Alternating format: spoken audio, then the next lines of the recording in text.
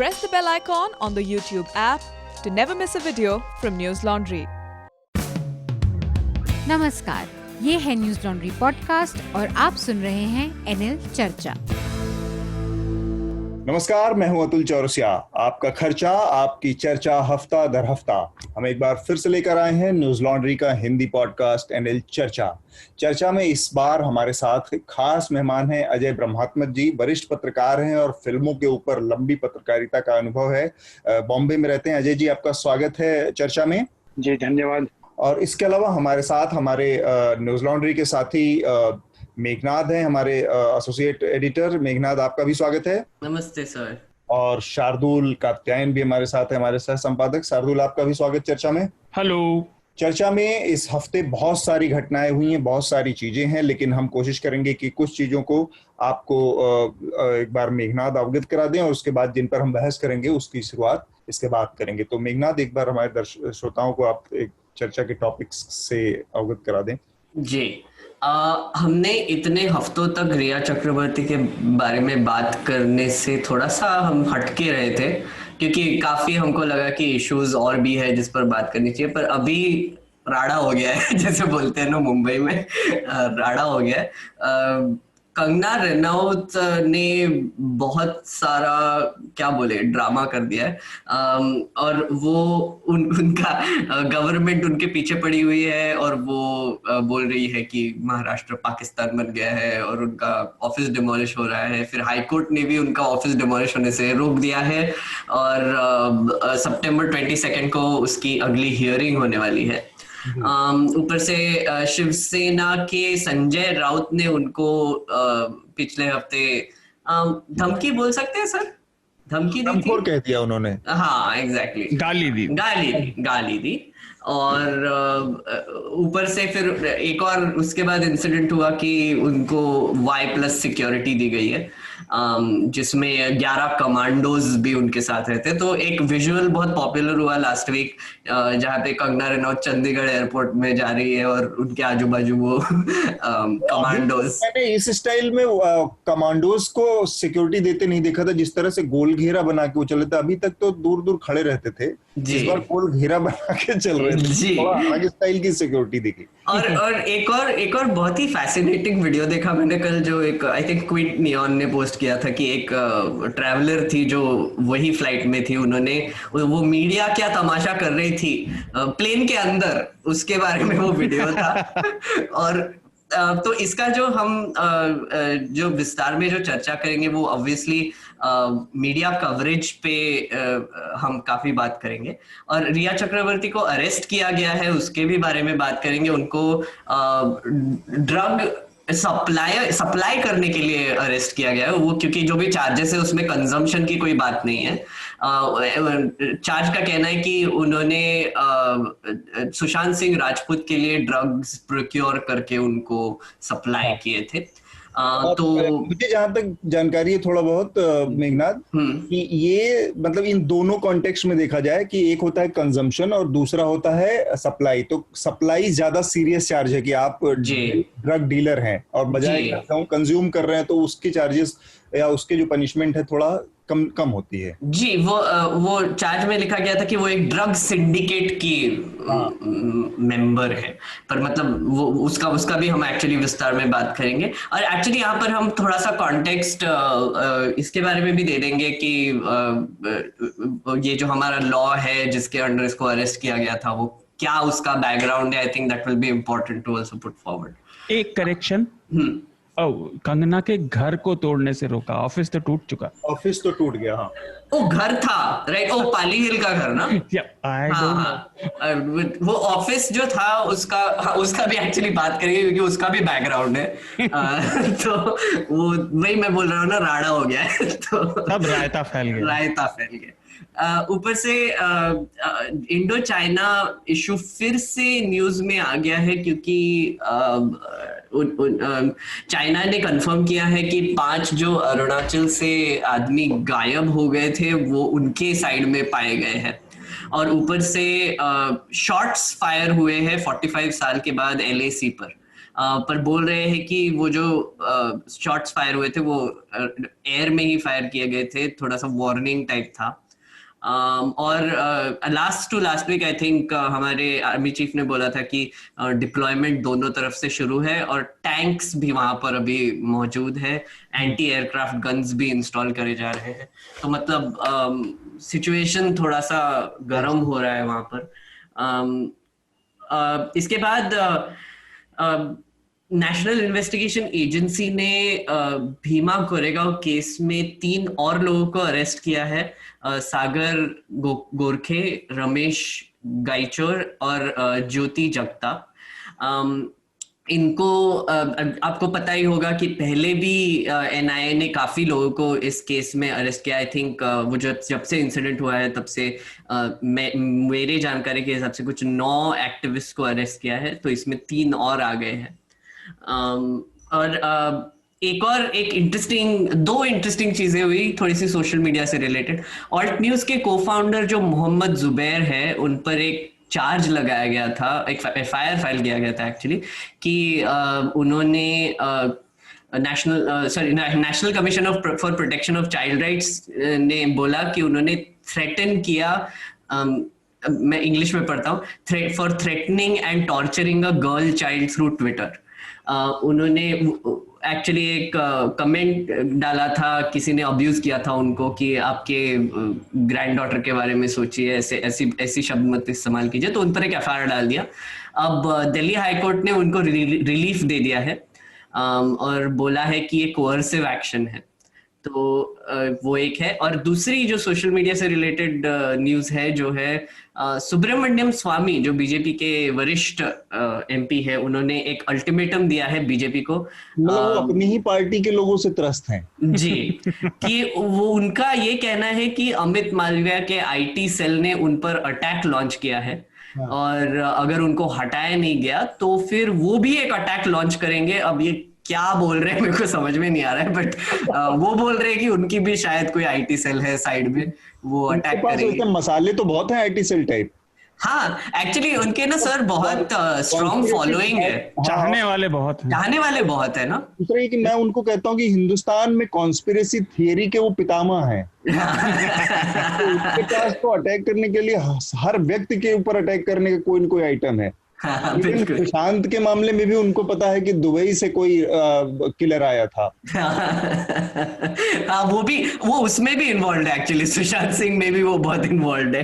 तो वो एक दुनिया के हर फटे में इनकी सुब्रमण्यम स्वामी की टांग फंसी हुई है।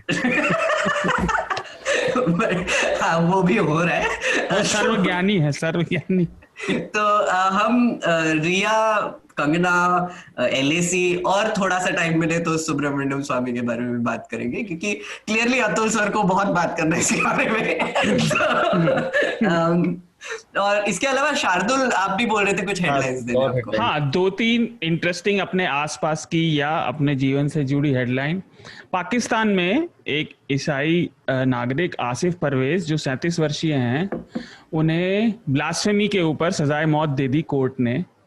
उससे पहले उन्हें 3 साल की सजा हुई थी, और उन पर आरोप ये था कि उन्होंने अपने सुपरवाइजर को, जो इसमें कंप्लेनेंट भी था, कि उन्होंने प्रॉफेट मोहम्मद को एसएमएस के थ्रू बेइज्जती करी थी। एसएमएस? हाँ, अभी भी यूज कर रहे हैं। हाँ, मतलब वो कह रहे थे कि उन्होंने एसएमएस भेजा अपने सुपरवाइजर को, अच्छा, जो कि मुस्लिम है पाकिस्तान में, मोहम्मद की बेइज्जती करते हुए। तो आप देख सकते हैं ब्लास्फेमी लॉ का कैसा यूज होता है वहां पर। अच्छा। काबुल में कल परसों बुधवार को वहां के उपराष्ट्रपति अमरुल्ला सलेह पर बम ब्लास्ट के द्वारा हमला किया गया सड़क पर। वो बच गए, लेकिन उसमें 10 लोगों की अभी तक जान जा चुकी है। और ये आरोप लगा रहे हैं कि उनकी जो संधि होने वाली थी वो तुर्की के साथ और कतर के साथ शायद मीटिंग थी, उसके चक्कर में उनके ऊपर हमला किया गया है। अभी इस पर और रिपोर्ट आनी बाकी है। यूके का एक ग्रुप है, institute of economics and peace, IEP, ये सोचता है कि इकोलॉजिकल फैक्टर जो होते हैं वो बड़े लेवल पे बहुत साल बाद मानव जनसंख्या को पूरे विश्व की कैसे अफेक्ट करेंगे। तो उनकी ये रिपोर्ट आई है कि 2050 तक पर्यावरण की वजह से इतनी बुरी हालत हो जाएगी कि 120 करोड़ 1.2 बिलियन पीपल इन लोगों को मध्य अफ्रीका, मध्य एशिया और मध्य पूर्व, मिडिल ईस्ट से माइग्रेट करना पड़ेगा। और हमें याद रखना चाहिए इन एरियाज में बांग्लादेश और पाकिस्तान के बहुत सारे हिस्से हैं जो हमारी तरफ लोग आएंगे। बांग्लादेश कहाँ से आएगा? नहीं, लेकिन ये जो पर्यावरण से खतरों वाला देश है ना, पर्यावरण से खतरे वाले में, ठीक है, उनमें ये भी हैं। और इसमें अगर आपको समझना है अनुपात, तो जो इतना शोर मचा था 2019 में लोगों के विस्थापन की वजह से, वो केवल 30 मिलियन यानी 3 करोड़ लोग थे। हाँ, ठीक बात है। और ये 120। अच्छा, एक और आखिरी में मतलब जोड़ दूं मैं, ये जो जिसे कहेंगे हम कि एक अच्छा खासा चुटकुला छोड़ा गया है कि डोनाल्ड ट्रंप को नोबेल पीस प्राइज के लिए नामित किया गया है, तो ठीक रहेगा है। वो नॉर्वे का एक एमपी है, उसने 2018 में भी उन्हें नॉमिनेट किया था। वो यही करता रहता है, वो ट्रंप फैन है। मैं तो ये सोचता हूँ वो नॉर्वे में चुनाव कैसे जीत रहा है। वो ट्रंप का फैन बेचारा एक अकेला वहां पता नहीं कैसे रह गया। ऐसा चल रहा है कि जैसे हमारे यहाँ प्रधानमंत्री जी हर चीज में नेहरू से कॉम्पीट कर रहे हैं, वैसे ही ट्रंप वहां पर हर चीज में बराक ओबामा से कॉम्पीट कर रहे हैं। बिल्कुल। वो बराक ओबामा से बहुत ज्यादा चिढ़ता है। इनफैक्ट एक रिपोर्ट ये भी तो आई थी कि ही हायर्ड मोदी जी बहुत प्यार करते हैं नेहरू से। एक एक्चुअली अतुल सर, इसी से रिलेटेड एक सजेशन आया था मुझे डीएम पर। कोई एक श्रोता है उनकी तरफ से, वो बोल रहे थे कि आप एक थोड़ा सा इलेक्शंस के बारे में भी बात करेंगे तो अच्छा होगा, यूएस इलेक्शंस पे अपडेट देंगे तो अच्छा होगा। तो आई थिंक अगले इसमें हम एक सेपरेट टॉपिक रखेंगे। आई थिंक इस पे इलेक्शन को अप्रोच करते करते हम इस पर और भी 2-3 एपिसोड करेंगे। चुनाव चर्चा जी, बिहार की भी बात करें। तो मेरे ख्याल से सबसे पहले हम कंगना रनौत वाले जो मामले से अपनी बात शुरू करते हैं। अजय जी हमारे साथ हैं। अजय सर, एक चीज बताएं, आप लंबे समय से देख रहे हैं फिल्म इंडस्ट्री में, एक चीज जो मेरे समझ में आ रही है वो ये है कि जो इंडिया की फिल्म इंडस्ट्री है उसमें आज की तारीख में जितना क्लियर पोलराइजेशन है पॉलिटिकल लाइन पे और रिलीजियस लाइन पे, मतलब फिल्मी कलाकारों का पॉलिटिकल एफिलिएशन तो लंबे समय से, राजेश खन्ना भी कांग्रेस से लड़ते रहे, शत्रुघ्न सिन्हा भी बीजेपी से लगातार चुनाव लड़ते रहे, धर्मेंद्र का भी अपना एक बीजेपी से अप्रोच रहा, लेकिन रिलीजियस फॉल्ट लाइन जो फिल्म इंडस्ट्री की थी या पोलराइजेशन जो था, पॉलिटिकल जो बिलीफ थी, वो कभी इतना मुखर तरीके से, इतना विभत्स तरीके से सामने नहीं आई थी जितना विभत्स तरीके से हम आज देख पा रहे हैं। आप इसको कैसे देखते हैं, क्योंकि आपने 2-3 फेज देखे हैं फिल्म इंडस्ट्री के अलग अलग टाइम में। इसका थोड़ा सा बैकड्रॉप में जाना पड़ेगा, खास करके 2014 के बाद से, जब से केंद्र में भाजपा की सरकार आई है, मोदी जी बहुत मजबूत होकर के आए हैं जी। तो मुझे लगता है, और मेरी अपनी एक थ्योरी भी है जो मैं पिछले 4 महीने से इस पर, जब से, और खास करके सुशांत का मामला जब से आया तब से मैं इस बात को जोर दे के लिख भी रहा हूँ, बता भी रहा हूँ कि जो सत्ता में बैठे हुए लोग हैं और जो बहुत ही मजबूत पार्टी है, उसको इस बात का बहुत दुख है या तकलीफ है कि देश के सारे इंस्टीट्यूशन, चाहे वो मीडिया हो, चाहे वो न्यायालय हो, चुनाव आयोग हो, सबको उन्होंने कब्जा कर लिया है एक तरीके से। हर जगह उनके आदमी हैं और वही बातें बोली जाती जो सत्ता चाहती है। लेकिन एक फिल्म इंडस्ट्री ऐसी है जिसकी एक सेक्युलर इमेज आज भी बनी हुई है तमाम दुर्बलताओं के बावजूद, और ये बात उन्हें बहुत ज्यादा खटकती है, इसलिए भी कि ऐसा क्या है इस इंडस्ट्री में जो हमारे लगाम इन पर काम नहीं कर रही है और ये हमारी पकड़ में नहीं आ रहे हैं जी। और इसके पीछे अगर कारण, बहुत छोटा कारण ये है कि ये अकेली इंडस्ट्री है देश में जो किसी भी प्रकार से सरकार पर निर्भर नहीं करती है। ये आम जनता पर निर्भर करती है, आम दर्शकों पर निर्भर करती है जी। और इसको कोई फाइनेंशियल सपोर्ट गवर्नमेंट बॉडी से कहीं नहीं मिलता है।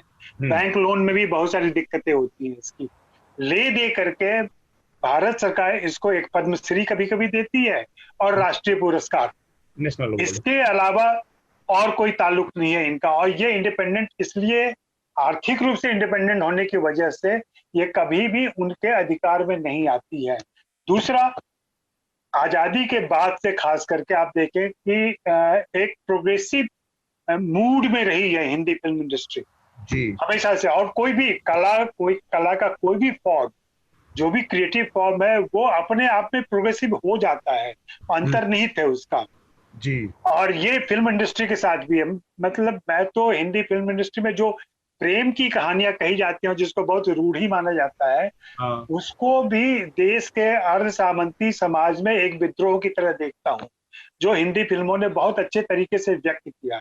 चाहे वो 50s 60s के सिनेमा देख लें या इवन आज तक, प्रेमी प्रेमिका या नायक नायिका की सबसे बड़ी समस्या है कि उनका प्रेम कैसे चले। तो ये सारी बैकड्रॉप है जहां से ये शुरू होता है।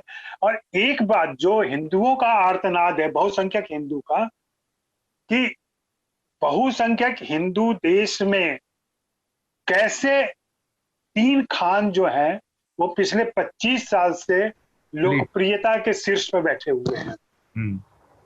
ये बात आप किसी भी भाजपा वोटर से बात करके देखिए, उसको तकलीफ है इस बात की। जबकि दर्शक जब सिनेमा देखने जाता है तो वो न तो शाहरुख को देख रहा होता है, न सलमान को देख रहा होता है, न आमिर को देख रहा होता है। वो प्रेम को देख रहा होता है, वो राहुल को देख रहा होता है, वो रोहित को देख रहा होता है, राज को देख रहा होता है। और हिंदी फिल्मों ने बहुत ही कॉन्शियस तरीके से, मैं कहूंगा, लोग कहते हैं अनजाने में, उन्होंने जो भी नैरेटिव गढ़ा है उसमें कभी भी मुसलमान चरित्रों को या दूसरे चरित्रों को नायक का दर्जा नहीं दिया है। आप देखें कि दलित भी नायक नहीं बनता है, समाज का वंचित समाज भी नायक नहीं बनता है। जो भी उच्च वर्ग के लोग हैं, ऊंची जाति के लोग हैं, ज्यादातर आप नायकों के नाम देखेंगे समर प्रताप सिंह टाइप के नाम आते हैं। कहीं भी कोई चौधरी जी नहीं आते हैं, कोई यादव हीरो नहीं आता है। तो ये अनकॉन्शियस लगता है लेकिन बहुत ही सचेत तरीके से होता है, क्योंकि बहुसंख्यक दर्शकों को प्रभावित करना है। लेकिन यही बहुसंख्यक दर्शक अभी तक वो सेकुलर कंटेंट को पसंद करता है, और ये बात उन्हें बहुत खटक रही है। और पिछले 6 साल में उनकी तमाम कोशिशों के बावजूद फिल्म कलाकार वहां गए, उन्होंने सेल्फी भी ली, उनकी बदनामी हुई, उन्होंने फोटो खिंचवाए, पार्टी में शामिल हुए जो डिनर दिया गया, लेकिन आने के बाद फिर से वो अपना काम करते रहे। 2-4 लोग हैं जो कि क्रिएटिवली बहुत कह ले, जिनका ऊंचा नाम नहीं है, जैसे विवेक अग्निहोत्री हैं, अनुपम खेर हैं या मधुर भंडारकर हैं। अब जाके जो डेड फोर्सेज हैं, सुभाष गई हैं, रवेल साहब हैं, राजकुमार संतोषी हैं, जेपी दत्ता हैं, इन लोगों को वो पकड़ रहे हैं। पिछले 20 सालों में जो भी क्रिएटिव फोर्स आई है इंडस्ट्री में, वो देश के अलग अलग कोने से आई है, और वो सिर्फ इंडस्ट्री की पैदाइश है, और वो बहुत डाइवर्स है, जिसमें विशाल भारद्वाज हैं, अनुराग कश्यप हैं, अनुराग बसु हैं, तमाम लोग हैं। इवन बंबई के ही मधुर भंडारकर हैं, आशुतोष गोवारिकर हैं। इन लोगों का इंडस्ट्री कनेक्शन नहीं है जी। और ये तो बहुत स्ट्रॉन्ग वॉइस है आज, लेकिन ये इनमें से कोई भी भाजपा के समर्थन में कोई कंटेंट क्रिएट नहीं करता। कंगना के लिहाज से मैं बात कर रहा हूँ वजह से आपसे, कंगना के लिहाज से मैं चाहूँ, इसके बाद आपका ओपिनियन जानने के बाद फिर मेघनाद और शार्दुल का भी इसमें ओपिनियन चाहिए कि कंगना जो कर रही हैं पिछले कुछ समय से, एक तो ये हुआ कि कंगना के खिलाफ जो कार्रवाई हुई उनके दफ्तर पे, जिस तरह से किया गया, तोड़फोड़ हुई, उसमें ये कहा गया कि कंगना ने खुद जिस भाषा में बातचीत की वो तो उनकी एक छवि बन गई है, और ये उनकी बातचीत को छोड़ भी दें तो बहुत सारे लोग इस बिना पर उतरे कि ये तो बहुत गलत बात है, एक अबला और एक महिला जो कि आपसे सहमत नहीं है और एक अपना काम करती है, उसके खिलाफ जानबूझकर इस तरह की कार्रवाई की गई। लेकिन मेरा ये कहना है कि कंगना असल में पिछले कुछ समय से जो कर रही हैं वो विशुद्ध पॉलिटिक्स कर रही हैं, और जब आप पॉलिटिक्स करते हैं तो जो आपका ऑपोजिशन पार्टी होती है वो भी पॉलिटिक्स में इसी तरह से रिस्पॉन्ड करता है। इसको मैं बहुत एक एक्सट्रीम एग्जांपल से दिखाऊं आपको, तो कश्मीर में कुछ लोग कहते हैं कि हम फ्रीडम की स्ट्रगल कर रहे हैं, उसमें कुछ लोग शांति से भी कर रहे हैं, शांति और वो जो गांधीवादी तरीके से करने के पक्षधर हैं, कुछ लोग उसमें से हथियार उठा के चल रहे हैं। अब जब आप हथियार उठाते हैं तो वहां पर भारत के पास पूरा अधिकार है, और भारत की सरकार और भारत के स्टेट वहां पर उसका जवाब फिर गोली का जवाब गोली से देता है। बाकी जो बातचीत करते हैं उनके लिए बातचीत की टेबल है। तो कंगना जो कर रही थी पिछले कुछ समय से, वो विशुद्ध एक पार्टी के साथ खड़े होकर, चाहे जय श्री राम का नारा लगाना हो, चाहे आरक्षण का विरोध करना हो, चाहे हिंदुओं की बात करना हो, चाहे वो एक पॉलिटिकल पार्टी की लाइन थी। जब आप एक पॉलिटिकल पार्टी की लाइन पे काम करते हैं, एक पॉलिटिकल पार्टी के साथ अफिलिएट हो जाते हैं, तब दूसरा जो अपोजिशन है वो भी आपके साथ पॉलिटिकल, तो आपको इसके लिए तैयार रहना पड़ेगा कि आप पॉलिटिकली एक जगह स्टैंड कर रहे हैं और सामने वाला अपोजिशन आपके ऊपर उसका बैकलैश आएगा। आप फिर ये नहीं कह सकते कि आप तो न्यूट्रल भी बने रहना चाहें और आप पीछे से पॉलिटिकली वो मोटिवेटेड काम भी करते रहें। इस पर, कंगना के इस रुख पर मैं आपकी प्रतिक्रिया जानना चाहता हूँ। जी, मैंने पिछले साल ही न्यूज लॉन्ड्री में ही एक आर्टिकल किया था। जी, जी। जब मणिकर्णिका रिलीज हुई थी उस समय जो पत्रकारों से उनकी बकझक हुई थी उसके ऊपर, और वहां उन्होंने जिस भाषा का इस्तेमाल किया था ये उसकी शुरुआत थी।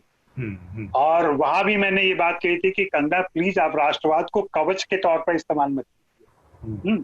आपकी फिल्म अगर लोगों को पसंद नहीं आई है तो नहीं आएगी, लेकिन वहां उन्होंने तर्क दिया था कि चूंकि मैं मोदी की प्रशंसक हूं और मेरी फिल्म में राष्ट्रवाद था, इसलिए जो एंटी इंडियन लॉबी है फिल्म इंडस्ट्री की और जो सेकुलर लॉबी है और लिबटार्ड या लिबरल लॉबी है, उसने इसको नापसंद किया और इसको बदनाम किया मुझे। जी, जी। और वहां उन्होंने एक नया शब्द गढ़ा था, उस समय भी मैं जिक्र किया था, ये लोग देशद्रोहिता कर रहे हैं। वो उनकी अपनी हिंदी की दिक्कत है, तो वो देशद्रोहिता वहां से उनको दिखी कि जो लोग मणिकर्णिका को पसंद नहीं कर रहे हैं वो लोग देशद्रोही हैं। और ये जो भाषा है ये भाजपा और आईटी सेल की है कि अगर आप उनके साथ नहीं है तो देशद्रोही हैं, एंटी इंडियन है, सब कुछ हो जाए, अभारतीय हैं। यही बात, यही लाइन लेकर के कंगना चल रही है। और कंगना इधर भी लगातार जो भाषा इस्तेमाल कर रहे हैं उस भाषा में और आईटी सेल की भाषा में बहुत ज्यादा फर्क नहीं है। मतलब उनको शिवसेना बाबर दिखती है और अपना ऑफिस राम मंदिर दिखता है और खुद को वो लक्ष्मीबाई समझती हैं, तो वो सारे सिंबल उसको रूपक कर रही हैं जो सो कॉल्ड हिंदू राष्ट्रवाद या हिंदुत्व वाला जो राष्ट्रवाद है वो फैला रहा है लगातार। तो वो निश्चित रूप से उस विचारधारा से संपोषित हो रही है। और जो मेरी जानकारी है उसमें ये है कि आरएसएस के लोग उनको फीड करते हैं और उनकी ताकत बने हुए हैं पीछे से। और उन्हें लगता है कि चूंकि फिल्म इंडस्ट्री में कोई पॉपुलर वॉइस उनके पास नहीं है, विवेक अग्निहोत्री पॉपुलर वॉइस नहीं है, अशोक पंडित पॉपुलर वॉइस नहीं है, तो एक लड़की मिली है जिसको लोग पसंद करते हैं और जो हमारी आवाज बन रही है और वो बगैर किसी हिचक के खुल के सामने आ गई है और वो दिख रहा है मुझे। मेघनाथ जी, ये पूरा प्रकरण जो है इसमें कंगना का जो वो है उसमें बड़ी एक लॉबी कह रही कि ये कंगना के महिला होने के नाते या उनके पॉलिटिकल व्यूज के नाते उन्हें उद्धव ठाकरे और शिवसेना की सरकार परेशान कर रही है। जी, मेरा ना एक्चुअली थोड़ा सा मीडिया पे मेरी कमेंट्री रहेगी यहाँ पर, क्योंकि हमको ये समझना पड़ेगा कि ये जो कंगना रनौत का जो मैटर है, जो इवन एसएसआर का मैटर है, हम कुछ लोग ऐसे सोचते हैं कि ये एक डिस्ट्रैक्शन था। जो कोविड का सिचुएशन है, जो इकोनॉमिक डाउनटर्न का सिचुएशन है, इसके लिए कोई डिस्ट्रैक्शन था, इंडो चाइना का जो था। पर आनंदिया चक्रवर्ती ने एक बहुत ही अच्छा आर्टिकल लिखा है कल न्यूज लॉन्ड्री पर, वो जरूर पढ़िएगा, जिसमें उन्होंने एक्सप्लेन किया है कि इसके पीछे एक बिजनेस डिसीजन था। ये जो पूरा जस्टिस फॉर एसएसआर कैंपेन और ये जो सब कंगना रनौत के साथ चालू है, उसके पीछे एक बिजनेस डिसीजन था जो कि टीआरपी से लेना देना है। क्योंकि हुआ क्या कि जब पैंडेमिक आ गया इंडिया में, तो पहली चीज जो कंपनीज ने की लॉकडाउन में जाने के बाद वो है एडवर्टाइजिंग रेवेन्यूज कम कर दिए। इसका मतलब है जो हमारे न्यूज चैनल से जो एड्स पे चलते हैं उनका रेवेन्यू कुछ आधा से ज्यादा कम हो गया था इनसाइडर्स के हिसाब से। और ऊपर से रेटिंग्स बढ़ गए थे। रेटिंग्स एक्चुअली मतलब लोग और ज्यादा टीवी देख रहे थे पर फिर भी उनको एड्स नहीं आ रहे थे। तो इसको कैपिटलाइज कैसे करें? पर हुआ क्या कि अब टीवी चैनल्स को दिलासा देना था कि कंपनीज को कि नहीं, हम आपके लिए ऑडियंसेस लेके आएंगे, आपके लिए और आईबॉल्स लेकर आएंगे, और फिर आप हमारे यहाँ पर एड्स करना शुरू कर दीजिए फिर से। उसके लिए ये एक परफेक्ट स्टोरी थी। जैसे आप सोचिए, इसमें सब एलिमेंट्स है। बॉलीवुड है जो लोगों को बहुत पसंद है, सुशांत सिंह राजपूत जो बिहार के हैं, तो फिर वो इलेक्शन से भी जोड़ा जा सकता है। महाराष्ट्र में हुआ है, मतलब ऑपोजिशन है वहां पर पावर में, शिवसेना वो भी एक है। तीसरा मतलब अब कंगना रनौत ने ये किया था, पर ऊपर से कॉन्स्पिरेसी थियरीज जो फ्लोट होने लगी थी, वो एक ऐसे टैब्लॉइड जर्नलिज्म टाइप केस हो गई थी। इसकी वजह से हुआ क्या कि अर्नब गोस्वामी ने डिसाइड किया, और एक प्योरली बिजनेस डिसीजन था, कि इस स्टोरी के पीछे लगना है क्योंकि लोग ये देखेंगे। और जरूर लोगों ने देखा, क्योंकि अब वो नंबर 1 इंग्लिश और नंबर 1 हिंदी चैनल हो गए बार्क रेटिंग्स के हिसाब से। अतुल सर, बार्क रेटिंग्स पर आई थिंक हम उस पर भी बात करेंगे, बट बार्क रेटिंग के हिसाब से वो नंबर 1 हो गया, और उनके एड रेवेन्यूज भी बढ़ गए हैं, उनका कंपनी का वैल्यू भी बढ़ गया है, सब कुछ ज्यादा हो गया, और आज तक को उन्होंने पीछे छोड़ दिया। अब 2 फ्रंट के वॉर शुरू हो गए।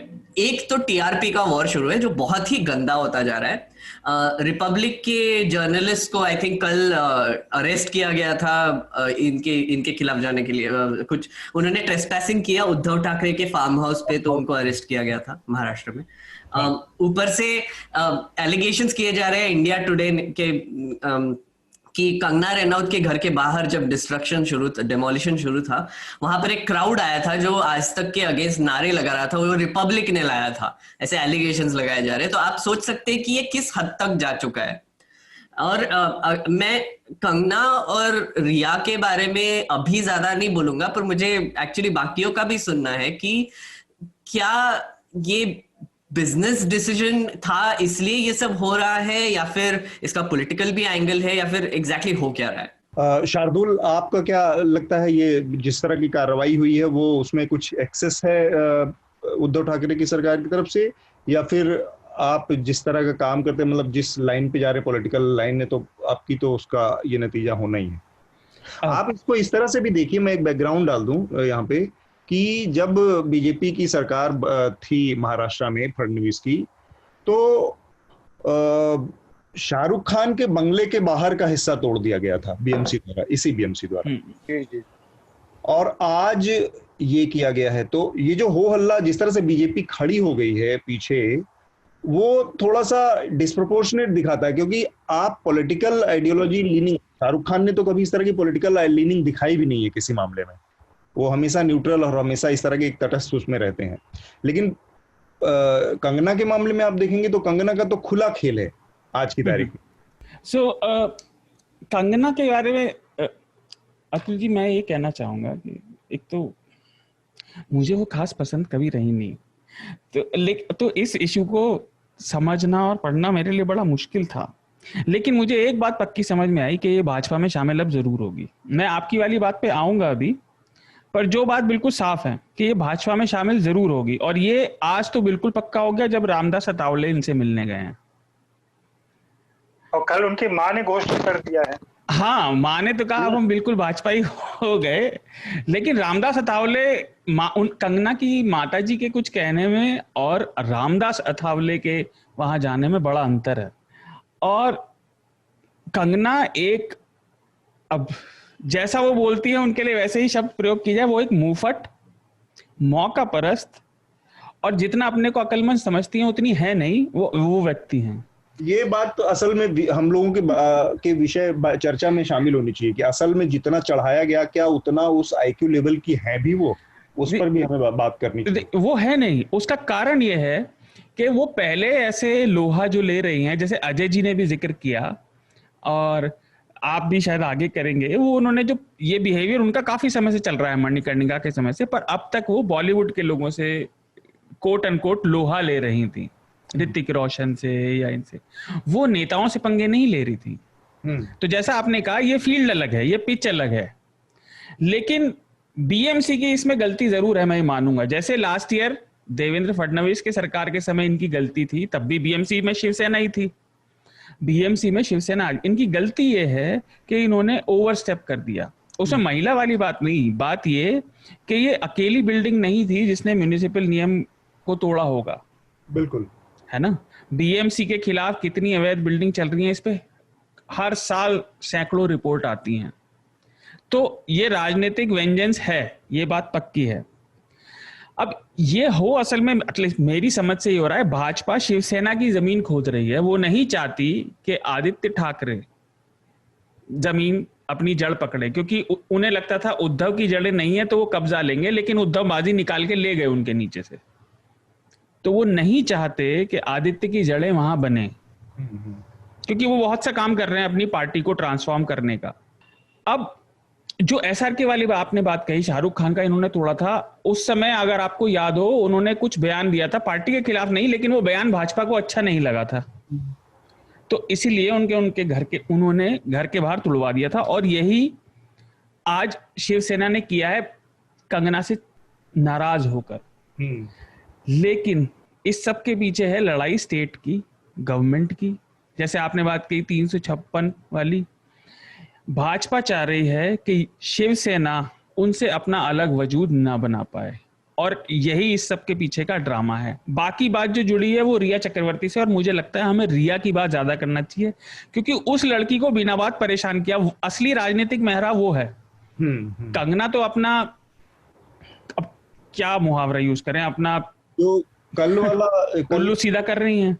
जो कंगना का वीडियो आया है परसों इस बिल्डिंग के उनके डिमोलिशन के बाद, वो वीडियो अगर किसी ने देखा हो तो कोई भी ठीक ठाक आदमी मतलब एक चीज का अंदाजा लगा सकता।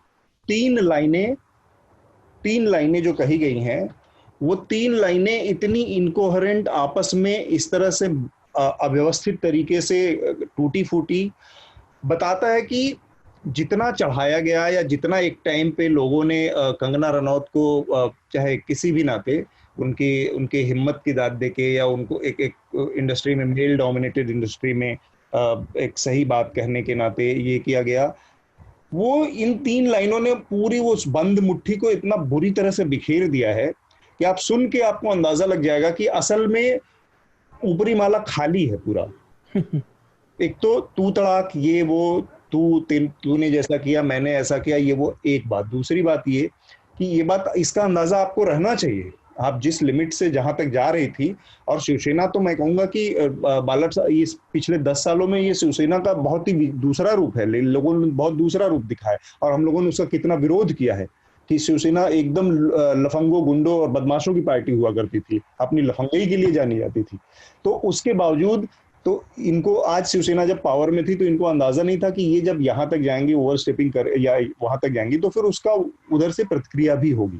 दूसरी बात, तू तड़ाक करना एक चीज है, उसमें कुछ आर्टिकुलेटेड पॉइंट ऑफ व्यू रखना दूसरी बात है।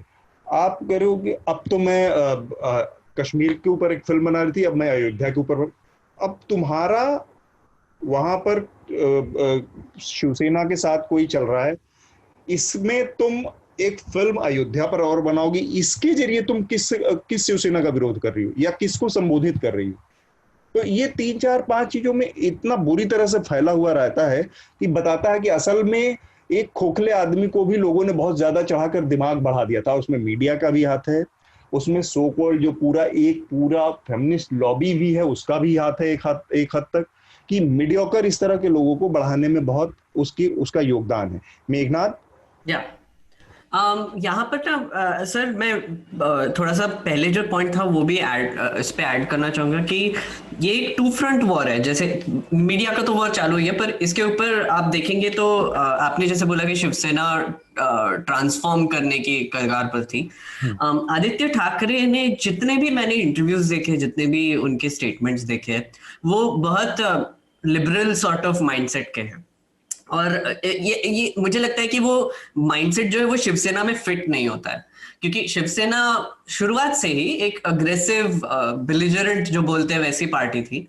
उनका वो वैलेंटाइंस डे में जाके लोगों को मारना, या फिर वेस्टर्न कल्चर इन्वेड कर रहा है उस पर ये करना, या फिर इवन रीजनलिज्म जो उनका महाराष्ट्र में है उसके ऊपर, और शिवाजी वगैरह वगैरह, वो आपको तो सब पता ही है।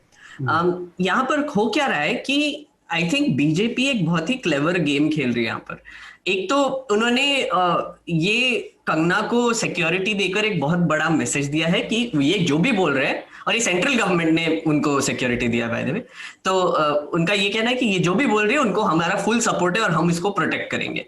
सीधा है, अमित शाह ने बोला, ये मैसेज है हमारा। अब शिवसेना का रिएक्शन इसमें बहुत अजीब है, क्योंकि अगर शिवसेना अभी ट्रांसफॉर्म हो रही थी, आदित्य ठाकरे इतना काम कर रहे थे और थोड़ा सा अलग तरीके से देखा जा रहा था उनको, अब ये आई थिंक डाउट्स चले गए हैं, क्योंकि संजय राउत का जो पहला वो स्टेटमेंट था कि आप मुंबई में सेफ, मतलब आप कैसे बोलते हो, और फिर क्या हरामखोर बोला उनको या कुछ बोला उनको, गाली मारी। तो आई थिंक बीजेपी को यही चाहिए था कि शिवसेना प्रूव कर दे कि वो वैसी ही शिवसेना है जो लोग पहले से उन पे जो लेफ्ट और लिबरल सॉर्ट ऑफ आइडियोलॉजी के लोग हैं, वो उन पर जो नाराज थे वो वैसे के वैसे ही अभी तक। और दूसरी जो गलती कर दी मेरे हिसाब से शिवसेना ने, एक तो 2018 में ये नोटिस भेजी गई थी कंगना रनौत को, उनका ऑफिस इलीगल कंस्ट्रक्शन है इसके बारे में। अब 2018 से लेकर अभी तक उन्होंने कोई कार्रवाई नहीं की। बीएमसी उन्हीं की थी, बीजेपी और शिवसेना की। तो उन्होंने कोई कार्रवाई नहीं की। अब ये राड़ा हो गया, ये मतलब कुछ बोलने लगी, तो अभी करने की जरूरत क्या थी? क्योंकि अभी हो क्या रहा है कि फिर अभी कंगना को अपॉर्चुनिटी मिल गया, वो इमीडिएटली चंडीगढ़ मतलब सॉरी मनाली में बैठी थी, अच्छे से वीडियोस कर रही थी घर पे अपने, वहां से उड़कर बॉम्बे आ गई तमाशा करने। और ये अपॉर्चुनिटी शिवसेना ने ही दी है उनको। और हमको ये समझना चाहिए कि ये मतलब ये अच्छे से एक ट्रैप सेट किया जा रहा है और ये लोग बस घुसते जा रहे हैं अंदर। और कंगना रनौत को बहुत मजा आ रहा है क्योंकि उसका एक तो ब्रांड वैल्यू बढ़ रहा है, ऊपर से जैसे शार्दुल बोल रहा है उसका पॉलिटिकल क्लोजनेस बढ़ रहा है। मुझे नहीं पता उसको टिकट मिलेगा या नहीं मिलेगा, बट अगर वो संबित पात्रा को टिकट दे सकते हैं तो कंगना रनौत को शायद मे बी नहीं, यहाँ एक संभावना ये भी दिख रही है कि उनका फिल्मी कैरियर अब लगभग फुल स्टॉप पे है। और ये ना, हाँ एग्जैक्टली सर, इसकी बात करना था मुझे भी। असल में अजय जी आपसे यही बात करनी थी कि इतने आगे जाने के बाद जो फिल्मी करियर है जिसके दम पर ये सारी चीज बनी हुई है, उसका कोई भविष्य है? कंगना के मामले में तो अभी जैसे लगभग 7 दिन पहले एक ट्वीट आया था, आप लोगों ने नोटिस किया होगा, पीसी श्रीराम जो साउथ के बहुत बड़े कैमरामैन है, उनको एक फिल्म ऑफर की गई थी जिसमें ये हीरोइन है जो जयललिता पर बन रही है। तो उस फिल्म में काम करने से मना कर दिया पीसी श्रीराम ने, और कहा, और साथ लिखा उन्होंने ट्वीट पर कि मैं इजी महसूस नहीं करूंगा। ये देश का एक बहुत बड़ा टेक्नीशियन कह रहा है। और वहां कंगना ने पलट के गाली नहीं दी उनको, पलट के कहा कि सर इट्स माय लॉस। तो ये लॉस कंगना की लाइफ में अब लगातार बढ़ता जाएगा, क्योंकि फिल्म जो है वो टीम वर्क है, जहां डिफरेंट टेक्नीशियंस आकर के एक साथ एक विजन पर काम करते हैं, और उनको आर्टिस्ट ऐसा चाहिए जो कंफर्टेबल, जिसके साथ वो फील करे।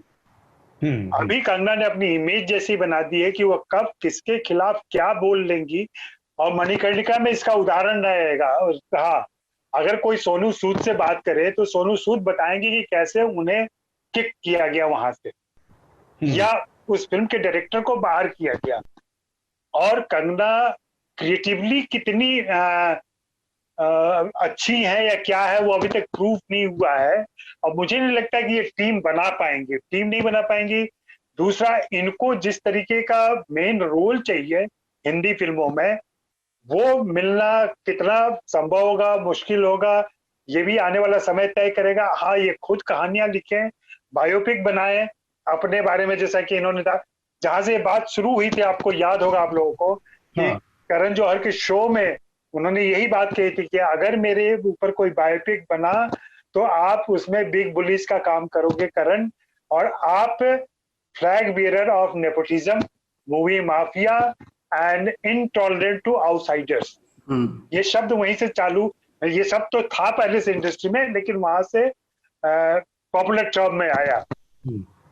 तो कंगना लगातार आइसोलेट भी होती जा रही है, भले ही उनका पॉलिटिकल एफिलिएशन बहुत तेजी से बढ़ा हो, या मैंने जो नोटिस किया कि सदगुरु के साथ जो इनकी संगत हुई है और बीजेपी के साथ जो संगत हुई है, वहां से कंगना के आर्टिस्ट में भी भटकाव आया है। और वो दिमागी तौर पर निश्चित रूप से 3 अवार्ड उनको मिला है, जिसको तमगे की तरह इस्तेमाल करती है वो, लेकिन शायद उनको पता होगा कि शबाना आजमी को 5 मिले हुए हैं, अमिताभ बच्चन को 4 मिले हुए हैं, और सत्यजीत रे को 32 मिले थे, सूदास को 17 मिले हैं। अगर ये, लेकिन इन लोगों ने कभी इसको तमगे की तरह या कहीं इनके बायो में नहीं लिखा हुआ है कि 3 नेशनल अवार्ड और 1 पद्मश्री। राइट। आप ट्विटर पे जाके कंगना का बायो देखें, उसमें यही 2 लाइनें लिखी हुई हैं। अजय जी, मैं ना एक्चुअली थोड़ा सा डिसएग्री करूंगा आपसे, क्योंकि मुझे लगता है अगर आप फिल्म इंडस्ट्री को भी देख ले, यहाँ पर तो क्लियरली 2 कैंप्स है ही है। एक तो कैंप है जो पूरा नेशनलिस्ट है। जैसे अगर आपने देखा होगा लास्ट वीक अक्षय कुमार ने जब पबजी बैन हो गया तो एक कुछ फौजी लॉन्च कर दिया। वो आई थिंक अक्षय कुमार, अब बस मोदी जी लॉन्च होना बाकी है। हाँ, मोदी जी लॉन्च होना बाकी है। तो एक वही जोक चल रहा था ना कि अब नेक्स्ट स्टेप जो होगा वो होगा बाऊ जी जाओ सिमरन जाओ।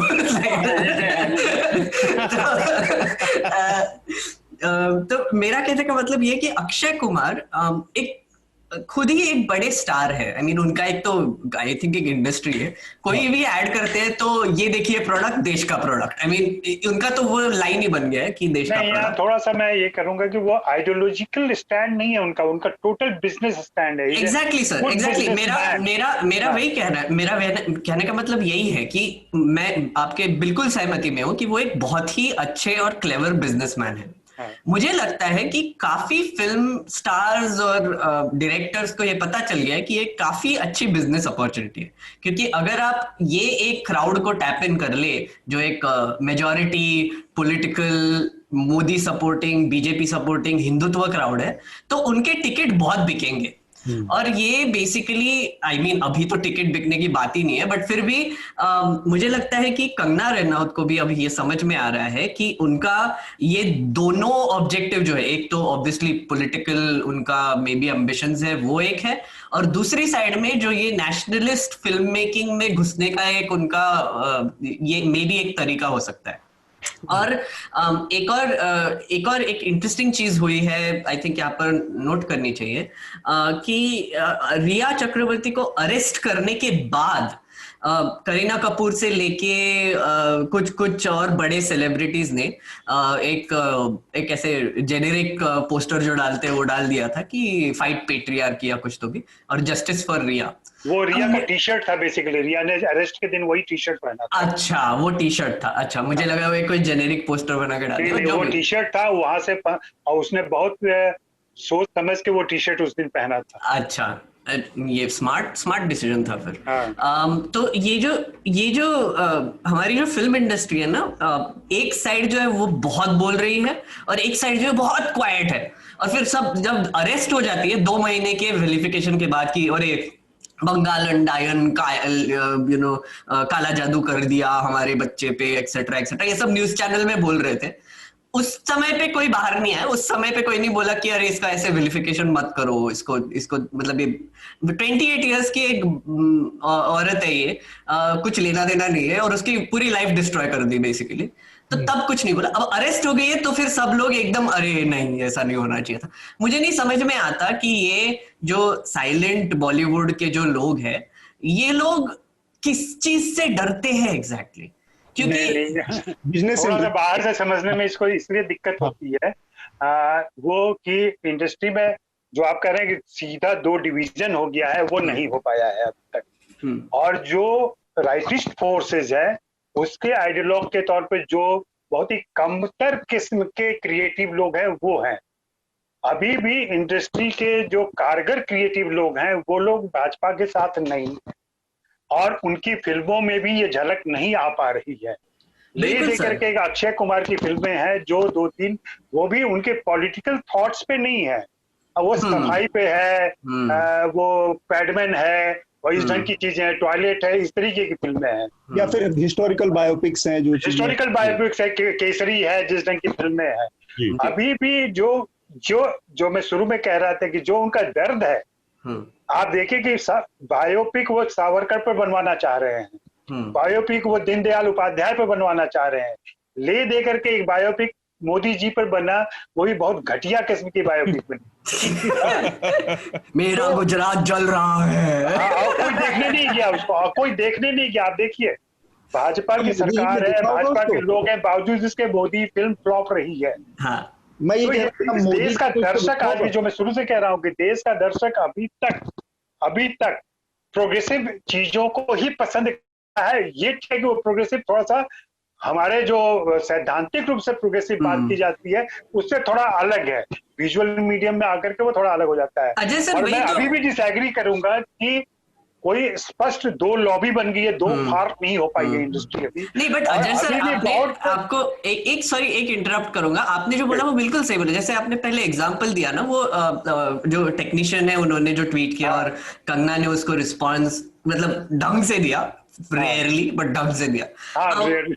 तो मुझे लगता है कि सर, तो ये जो अवेयरनेस है जो आपने हमको अभी बताया, मैं इसी हिसाब से बात कर रहा हूँ कि अगर ये सही है कि सब टेक्नीशियन, सब जो एक्चुअली जो फिल्म बनाते हैं, जो लोग देखते हैं, जो बैकग्राउंड काम करते हैं, डायरेक्टर प्रोड्यूसर छोड़ दो, पर जो एक्चुअल में जो फिल्म बनाते हैं, जो कारीगर है वो फिल्म के, अगर वो इस नेशनलिस्ट लॉबी में नहीं है और उनको ही आता है अच्छे फिल्म्स बनाना, तो फिर ये जो साइलेंट लॉबी है उनको किसका डर है? मैं इसीलिए बोल रहा था कि अगर उनको पता है कि यही अच्छे फिल्म्स बना पाते हैं, इनकी आइडियोलॉजी सही है, ये लोग उस हेट मॉन्गरिंग की तरफ नहीं जा रहे हैं, तो फिर इनको बोलना नहीं चाहिए।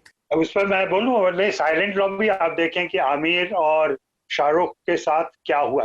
अरे यार, मैंने लॉबी शब्द इस्तेमाल कर दिया, आई एम सॉरी। नहीं, इंटॉलरेंस जैसे ही शब्द बोला था। हाँ। और ये मेरे ही सवाल पर शाहरुख खान ने जवाब दिया था जब इंटॉलरेंस वाली बात आई थी, जिसका मुझे बाद में अफसोस हुआ कि भाई इतना बड़ा मुद्दा बन गया ये जी। और वहां शाहरुख के साथ जो हुआ, ये बेसिकली इस बात से नहीं डरते कि हम अपनी बात कह पा रहे हैं, इस बात से डरते हैं कि उससे जो तमाशा क्रिएट होता है और स्टेट लॉ एंड ऑर्डर किसी तरीके से उनकी मदद नहीं करता है। आप देखें कि संजय लीला भंसाली को करनी सेना के लोग जाकर थप्पड़ माराते हैं जी, तब होम मिनिस्ट्री सोई रहती है जी। और यहाँ सिर्फ हरामखोर कहने से आपको वाइट प्लस दे दिया जाता है जी। तो आपको देखना है कि कहाँ सरकार क्या कर रही है, वो डर उनको होता है। उनको फिजिकल प्रॉब्लम है ज्यादा, मैं वो आइडियोलॉजिकल प्रॉब्लम नहीं है बोलने या ना बोलने से।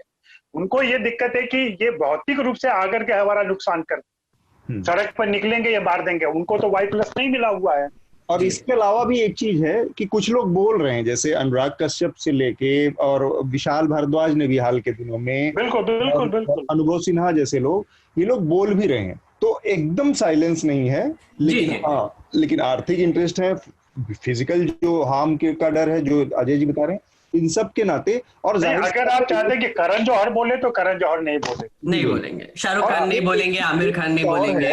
और ये इस बात को मैं इन लोगों के पहले से कह रहा हूँ कि एक इनर लॉबी है जो इनसाइडर है, जो आउटसाइडर को पसंद नहीं करती। और मेरे पास सैकड़ों किस्से हैं इसके, मैंने न्यूज लॉन्ड्री में भी लिखा है आउटसाइडर के प्रॉब्लम को, आज से 3 साल पहले लिखा है।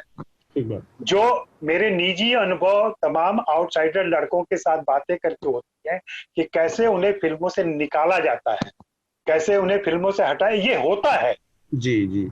सुशांत के मामले में भी ये हुआ है। सुशांत से मैं खुद घंटों बात कर चुका हूँ जिसमें ये बात आई है। यहाँ एक और प्रसंग छेड़ूंगा जिसमें मैंने अभी एक आर्टिकल लिखा है और जल्दी ही आएगा वो, जिसमें यह है कि जिस बिहारीपन को लेकर के सारा हंगामा हो रहा है, हाँ। उस बिहारीपन ने सुशांत सिंह राजपूत ने खुद जब मुझे पता चला कि वो बिहार के हैं और मेरा एक कह लें कि आग्रह रहता है उत्तर भारत से, जब मैंने पूछा बाबू तुम बिहार के हो, कहाँ के हो, कहा पटना के हैं, लिखिएगा मत। अतुल सर, एक ये बड़ी यहाँ से ये उसका बिहारीपन छिपा होता है, लेकिन मरणोपरांत वो अचानक बिहारी हो जाता है जी। तो ये महत्वपूर्ण बात है, इस्तेमाल होता है। पहचान को, आप अपनी पहचान को लेकर कितने असुरक्षित हैं वहां पर, कितना स्ट्रांग वो लॉबी होगी कि आप अपनी पहचान को छुपाने को मजबूर हैं। नहीं असुरक्षा तो हम जेएनयू में भी फील किए जब पढ़ते थे तब 80s में, और उसके पहले दिल्ली विश्वविद्यालय में तो आम है। ये बिहारी लड़के लड़कियों हाँ। से नहीं बताते कि अब बिहारी, नहीं, यहाँ पर तो दिल्ली में चलते फिरते बिहारी है क्या टाइप, वो तो स्लर हाँ ही, वो गालियां है। गाली ही है। हाँ, पर यहाँ पर नहीं, मेरा एक ही कहना है कि यहाँ पर ना एक अगर आप ये पॉलिटिक्स को थोड़ा सा साइड में छोड़ दे तो फिर एक बहुत ही डेंजरस चीज और एक हो रही है कि मुंबई पुलिस का बहुत विलिफिकेशन हो रहा है यहाँ पर। अगर आप ऐसा कहना चाहते हो कि अरे मुंबई सेफ नहीं है और मेरा ऑफिस राम मंदिर है या मेरा घर राम मंदिर है उसको तोड़ा जा रहा है, कुछ भी बाके जा रहे हैं बेसिकली। और पर यहाँ पर एक क्लियर हमको एक सटल सॉर्ट ऑफ कॉन्फ्लिक्ट दिखाई दे रहा है पुलिस फोर्सेस के बीच में। जैसे बिहार के जो डीजीपी है उन्होंने तो डिक्लेयर कर दिया कि सुशांत सिंह का मर्डर हुआ था, और ऊपर से मुंबई पुलिस ने जो इन्वेस्टिगेशन किया है उसको सीबीआई ने टेक ओवर करके ईडी सबको नारकोटिक्स ब्यूरो से सब नेशनल इन्वेस्टिगेशन एजेंसी वहां पर लगा दी है। तो ये जो है मुझे आई थिंक एक बहुत ही मैसेज दिया जा रहा है महाराष्ट्र गवर्नमेंट को कि आप बेसिकली पुलिस फोर्स आपकी कोई मदद करने वाला है नहीं, क्योंकि आखिर में हमारे पास तुमसे ज्यादा पावर है और आपकी पुलिस फोर्स कुछ नहीं कर पाएगी। और ये बहुत ही खतरनाक है क्योंकि महाराष्ट्र में जो लोग रहते हैं उनके लिए ऑब्वियसली लाइक महाराष्ट्र पुलिस ही एक है जो उनका सोल्यूशन प्रॉब्लम सॉल्व करेगी। एक चीज तो ये है, पहली बात तो कंगना को एक बिनमागी सलाह है कि एनालॉजी तो थोड़ा जो उदाहरण है वो तो सही सलामत सही होने चाहिए, कि कुछ भी मुंह में आए और उलट दिए टाइप मामला हो गया। कि आप कह रही हैं कि उद्धव ठाकरे बाबर है और आपका ऑफिस मंदिर है, और उद्धव ठाकरे के पिता अकेला आदमी हिंदुस्तान में जिसने डंके की चोट पर कहा कि मैंने अपने शिव सैनिकों को भेज के बाबरी मस्जिद गिरवाई है। तो एनोलॉजी के मामले में थोड़ा सा सोच समझ के बोलना चाहिए कि कौन क्या, किसकी लेगेसी क्या है। उन्होंने कुछ तो भी वीडियो में बोला कि तुझे क्या लगता है उद्धव ठाकरे, और उस पर एक कंप्लेंट फाइल की गई कि तुमने सीएम को तू करके कैसे एड्रेस किया, मतलब बहुत अपमानजनक तरीके से। दूसरी बात ये कि बॉम्बे पुलिस आज की तारीख में, मतलब ये हमारे आपके कहने के आम आदमी की धारणाओं से ऊपर की बात है, पुलिस फोर्सेस में जो एक्सपर्ट्स हैं, जो इससे जुड़े लोग, कामकाज करने वाले, रिसर्च करने वाले लोग हैं, उनका मानना है कि बॉम्बे पुलिस हिंदुस्तान की सारी पुलिस में सबसे एफिशिएंट पुलिस है, सबसे कारगर, सबसे और सहयोगी रवैया जिसका रहता है, बहुत ही पीपल फ्रेंडली भी कई मामलों में है। तो वो एक चीज है।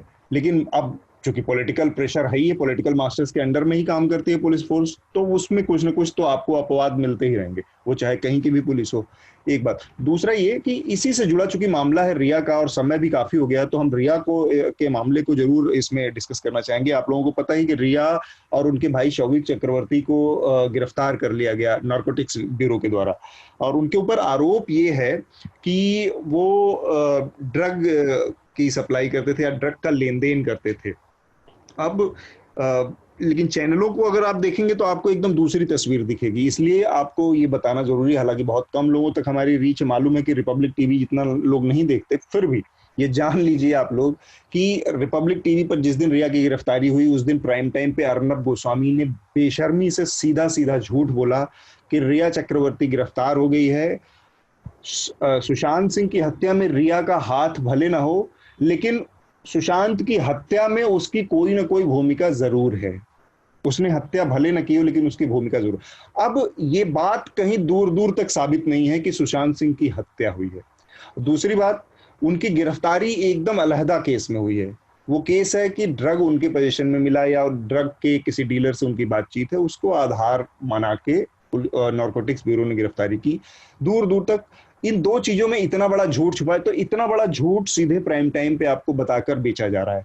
इस पर किस तरह की प्रतिक्रिया है, और इस पर तो कम से कम फिल्म इंडस्ट्री को बोलना चाहिए था। अजय सर, आपको क्या लगता है यहाँ पर जो चुप्पी है रिया को लेकर, वो थोड़ा चिंता में डालने वाली चुप्पी है कि एक लड़की जिसका जिक्र मेघनाथ ने किया कि 28 साल की बच्ची की परिवार की पूरी जिंदगी तबाह हो गई केवल मीडिया के अपनी जो ब्लड थर्स्ट है, जो प्यास है, उसकी वजह से।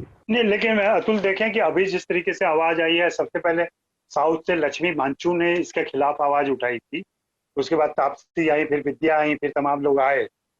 मुझे जो लगता है, जो अंदरूनी लोगों से थोड़ी बहुत बातें होती है, जब इन्वेस्टिगेशन चल रहा था तब तक हर कोई डाउट में था कि क्या हो रहा है, क्योंकि जो डेली लीकेज आ रहे थे इन्वेस्टिगेशन के, उससे स्पष्ट छवि नहीं बन रही थी कि रिया ने वास्तव में क्या किया। लेकिन जब रिया को अरेस्ट किया गया, उसके बाद मोटिव बहुत क्लियर हो गया, तब ये सारे लोग उभर के आए। और अब तो ट्वीट भी आ रहे हैं कि सुशांत पर्सनल लेवल पर कैसे व्यक्ति थे, कितने प्रॉब्लमेटिक थे। तो ये सारी चीजें निकल के आ रही हैं अब धीरे धीरे उनके, क्योंकि जो एक पूरे भारत की परंपरा है, कोई भी मृत व्यक्ति है उसके प्रति कोई भी अपमानजनक या कोई भी उसको नीचा दिखाने वाली बात नहीं करनी चाहिए। लेकिन अब ये 3 महीने गुजर गए हैं, उसके बाद लोगों के कह ले कि जो अभी तक दबा हुआ था चीज, वो सब निकल के आ रहा है और बाकी चीजें भी आएंगी कुछ दिनों में। रिया के मामले में मुझे यही लगता है कि जो लोग अब बोल रहे हैं वो तब क्यों नहीं बोले, इस तरह की बात करने का कोई ज्यादा तर्क नहीं बनता, क्योंकि वो अब बोल रहे हैं और जरूरी बात कर रहे हैं। और अनुराग ने तो आगे बढ़ के कहा कि जब सब कुछ स्पष्ट हो जाएगा तब आप लोगों को पश्चाताप होगा। इसका मतलब वो लोग जानते हैं इन सारी बहुत सारी चीजों को, लेकिन वही है कि एक आदमी की हत्या हो चुकी है, वो आत्महत्या है कि हत्या है अभी तक अस्पष्ट है। उसमें किसकी क्या भूमिका हो सकती है, वो पैरोकार कौन बने उसका, ये कोई हिम्मत नहीं कर पा रहा। ये जाहिर सी बात है, कोई भी नहीं कर पाता है, नहीं कर पाएगा, क्योंकि कानूनी पेच है, आप भी फंस सकते हैं इसमें। तो सब कोई अपना दामन बचा के ही कोई भी विरोध कर रहे हैं। तो लेकिन मामला, आप नारे लगाएंगे तो कांख दिखेगी आपकी, आप कुछ नहीं कर सकते। ठीक बात। तो वो है, अब धीरे धीरे चीजें स्पष्ट हो रही हैं, लेकिन ये तो तय है कि रिया के को जिस तरीके से कॉर्नर करके अरेस्ट किया गया है वो बहुत उचित नहीं है। और इसके खिलाफ आवाज मतलब इसलिए जो जिस वेंजेंस की बात लोग एक बिल्डिंग तोड़े जाने के बाद कंगना के पक्ष में कर रहे हैं, 3 महीने से जो वेंजेंस जिसकी बात चल रही थी, जो चल रहा था रिया के खिलाफ, उसके परिवार के खिलाफ, उस वेंजेंस पे भी बात करनी चाहिए लोगों को। मेघनाथ, ये जो रिया का जो मामला है उसमें थोड़ा सा एक बैकग्राउंड देना चाहूंगा कि उनको किस चीज के लिए अरेस्ट किया गया है, और उसका एक्चुअली काफी बड़ी हिस्ट्री भी है। अब ये बोला जा रहा है कि उनके कुछ व्हाट्सएप कन्वर्सेशंस मिले जिसमें उन्होंने बोला कि ड्रग्स लेकर आओ, सुशांत को चाहिए ड्रग्स लेकर आओ, व्हाटएवर। इस हिसाब से जो नारकोटिक्स ब्यूरो है उनका कहना है कि उन्होंने ड्रग्स प्रोक्योर किए हैं और उनको सप्लाई किए हैं। मतलब इसका ऐसा इंटरप्रिटेशन निकाला जा रहा है कि वो एक सप्लायर है और वो एक सिंडिकेट में है।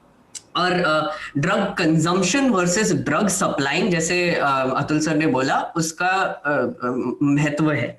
अब हमारे यहाँ पर एक एक्ट है, एनडीपीएस एक्ट, जो जिसके अंडर इनको अरेस्ट किया गया है।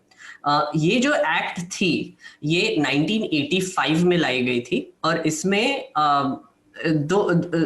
इसमें सारी जो ड्रग्स हैं, मैरिजुआना से लेके हशीश से लेके मेथाम्फेटामिन और कोकेन और हेरोइन, इनको क्रिमिनलाइज किया गया था। गांजे को भी? हाँ जी, हाँ, गांजे को भी। हिंदी में भी बोल दो और अंग्रेजी में सारे नाम बता। गांजा क्रिमिनलाइज कर दिया था।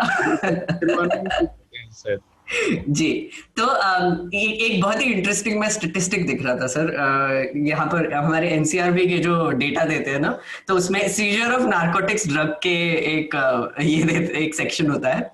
वहां पर गांजा 3,90,000 किलो का गांजा 2018 में सीज किया गया था।